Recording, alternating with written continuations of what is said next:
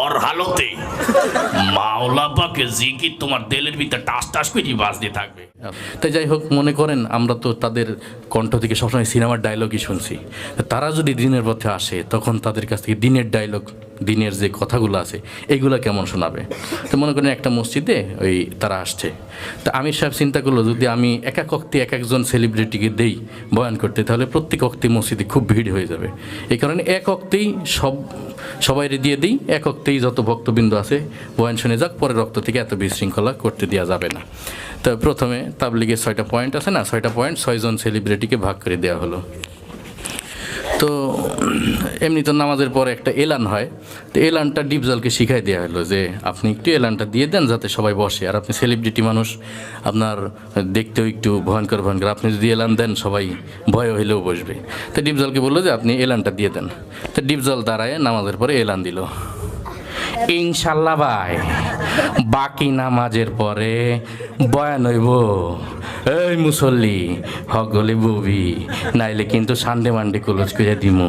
তাই যাই হোক, তার বয়ান শুনে তো সবাই ভয়ে বসে গেল যে মসজিদ থেকে আর নড়াচড়া যাবে না। তারপরে তাবলিগের যে 6টা বয়ান, এর মধ্যে প্রথম পয়েন্ট যেটা সেটা হলো কালেমা। কালেমা হলো আমরা দু চোখে যা কিছু দেখি না দেখি সবই মাখলুক। এই কথাটা দেওয়া হলো মিশা সওদাগরকে যে আপনি একটু আপনার মতো বুঝাই বলেন। তো মিশা সওদাগর তার মতো বুঝাই বলতেছে এইভাবে, আমরা দু চোখে যা কিছু দেখি আর না দেখি সব মাখলুক।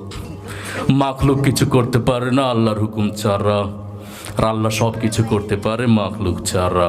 তো যাই হোক, সে তার মতো করে বুঝাই গেল। তারপরে নামাজের বিষয়টা আসলো, ওইটা আবার ডিপজলকে দেওয়া হলো।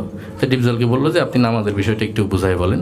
তো ডিপজল নামাজের বিষয়টা এইভাবে বুঝাই বললো, আল্লাহ রাসূল জ্যামতে জ্যামতে নামাজ পড়ছে আর সাহাবিগো হিকাইছে অন্তেই নামাজ পড়তে হইব, বোঝো নাই মাসলাটা, দুধু খাও, এই ইমাম সাহেব ওরে নামাজ হিকাই দিবি। তাই যাই হোক, সে তার মতো করে বলল। তারপরে ওই জিকিরের বিষয়টা আসলো কাবিলার ভাগে। তাই কাবিলাকে বললো যে আপনি জিকিরের বিষয়টা একটু আপনার মতো করে বুঝাই বলেন। তাই কাবিলা জিকিরের বিষয়টা বুঝাইল, বললো এইভাবে, और হালতে মাওলা পাকে জিকির তোমার দিলের ভিতরে টাস টাস করে বাজতে থাকবে। জিকির হইলে যদি তুমি কবরের ভিতরে হান দাও তাহলে তো বাইসি গেলা, আর জিকির না হইলে কবরে হান দাইলে ফেরেশতারা তোমার 14 শিকির ভিতরে হান দাই দেবে।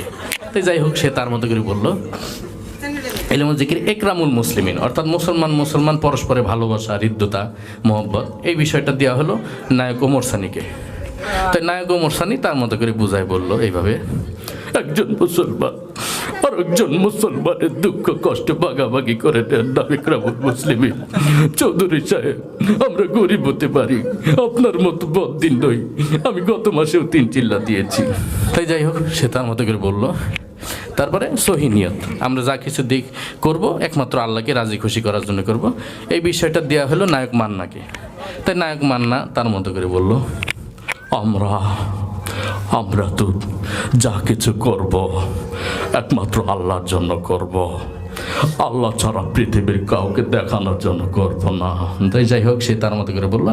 তারপর দাওয়াতে তাবলিগ, আল্লাহ দেওয়া জান, আল্লাহ দেওয়া মা, আল্লাহ দেওয়া সময় নিয়ে আল্লাহ রাস্তায় খরচ করা, এই বিষয়টা দিয়ে হলো নায়ক রুবেলকে। তাই নায়ক রুবেল বলল এইভাবে যে আল্লাহর দেওয়া জান, আল্লাহর দেওয়া মাল, আল্লাহর দেওয়া সময় নিয়ে আল্লাহর রাস্তায় ব্যয় করা, আর জেনে রাখি শয়তান, তুই যদি আল্লাহর দেওয়া জান, আল্লাহর দেওয়া মাল, আল্লাহর দেওয়ার সময় আল্লাহর রাস্তায় খরচ না করিস, তুই বেঈমান হয়ে মারা যাবি, বেঈমান হয়ে মারা যাবি। তো যাই হোক, এই ছিল আমাদের আজকের আয়োজন।